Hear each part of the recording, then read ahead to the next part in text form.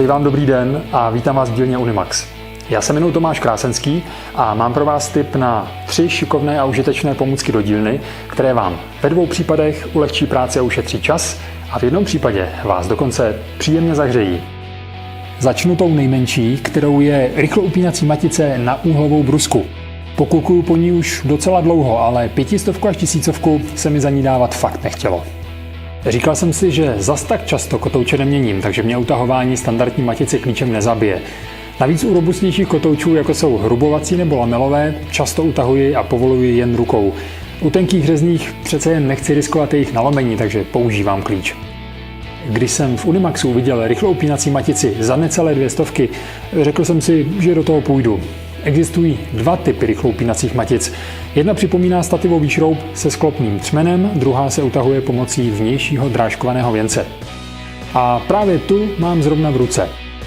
Na pohled je mi o něco sympatičtější, asi protože z ní nic nevyčnívá. Na druhou stranu je o něco větší a těžší. Uvnitř pláště je mechanismus, který zajistí optimální utažení a zabrání přetažení. Díky tomu je povolování stejně snadné bez ohledu na utahovací sílu. Konec řečí, uděláme pokus. Matice dotáhnu klíčem, co to dá.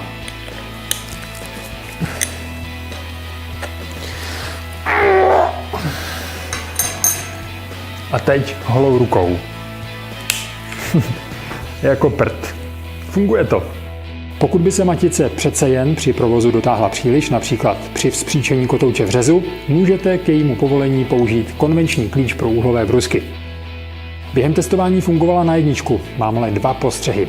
U řezních kotoučů o tloušťce 1 mm a méně nedojde k přítlaku matice, protože jí chybí vybrání, které je u matice standardní a kotouč se tak protáčí. A naopak u tlustých hrubovacích kotoučů je na vřetenu k dispozici už tak málo závitů, že nedojde k bezpečnému uchycení matice. V tom případě je opět nutné použít normální matici, a sice obráceně, tedy osazením dolů, aby zapadlo do otvoru kotouče a využil se tak plný počet jejich závitů. Jak už to tak bývá, existují 2 tábory nesmiřitelných zastánců a odpůrců utahování klíčem, a tak mě napadlo, že rychloupínací matice by je mohla trošku usmířit, i když si nedělám iluze. Na internetu najdete spoustu příběhů, jak lidé nemohli povolit matici a pomohlo až sekáč o kladivo. Jedni vydedukovali, že to bylo příliš velkým utažením matice, a druzí naopak. Odtud se tedy berou ty 2 názorové tábory. Já měl to štěstí, že se mi nikdy nic takového nestalo a to utahuji klíčem i rukou, takže musím zaklepat aspoň na litinu. Používejte klidně ruku nebo klíče nebo třeba rychloupínací matici, ale hlavně selský rozum, pevnou ruku při řezu a ochranné pomůcky.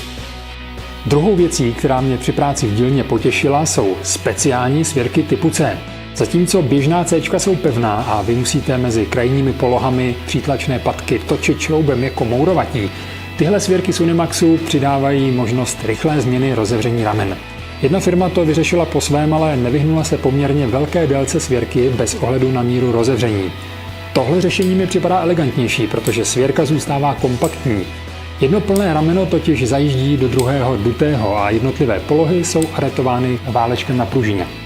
Konstrukce je překvapivě tuhá a západky spolehlivé. Změna rozevření je rychlá, protože odpadá část zdlouhavého šroubování. Rozsah použití je navíc mnohem širší. Unimax nabízí 2 velikosti, 76 a 152 mm. Jde o maximální rozevření, které lze díky rychloposuvu zredukovat v krocích po jednom palci, tedy 25,4 mm. Obě svěrky jdou při úplném zasunutí samozřejmě zašroubovat až na doraz. A do třetice tu mám něco hřejivého. Ne každý má k dispozici dílnu vytopenou na ideálních 20 stupňů. Často jsme rádi aspoň za temperování na teplotu nad bodem mrazu. Pro mě je tedy horko v dílně horší než zima, protože víc než do naha se svléknout nemůžu a klimatizaci tu nemám. Zatímco v zimě se můžu pořádně obléknout, vzít si vyhřívané ponožky, zahřát se prací, ale především využít sálavého tepla halogenových zářičů. Unimax, co by největší dodavatel dílenské techniky a vybavení, vsadil na českou značku Sunline, která vyrábí profesionální zářiče s použitím infračerveného zdroje od renomované značky Toshiba. Cena vás na první pohled možná omráčí, ale výkon zářičů vás zaručeně nadchne. A to mám jen ty slabší o příkonu 1500 W, existuje i 2 kW varianta. Efektivita je obrovská díky kvalitnímu zářiči a promyšlenému reflektoru ze zrcadlového hliníkového plechu.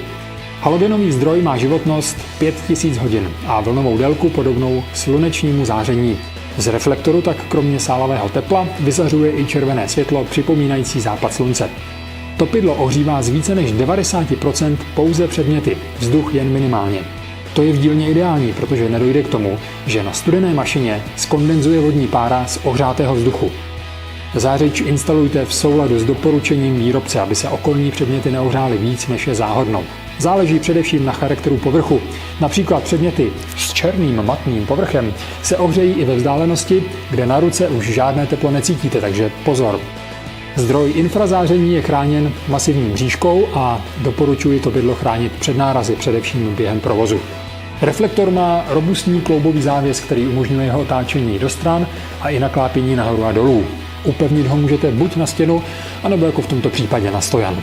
Unimax k němu nabízí velmi stabilní originální stojan, který má pracovní výšku přes 3 metry. Mimochodem je to dobrý tip pro kolegy fotografy, kameramany a různé youtubery. Stojan totiž skvěle poslouží i jako držák světel či pozadí a je za super cenu. Odkazy na všechny 3 zajímavé dílenské pomůcky najdete jako obvykle v popisu dole pod videem.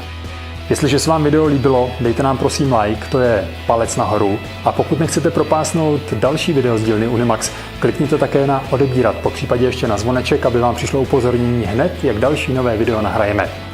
Mějte se krásně a brzo na viděnou v dílně Unimax.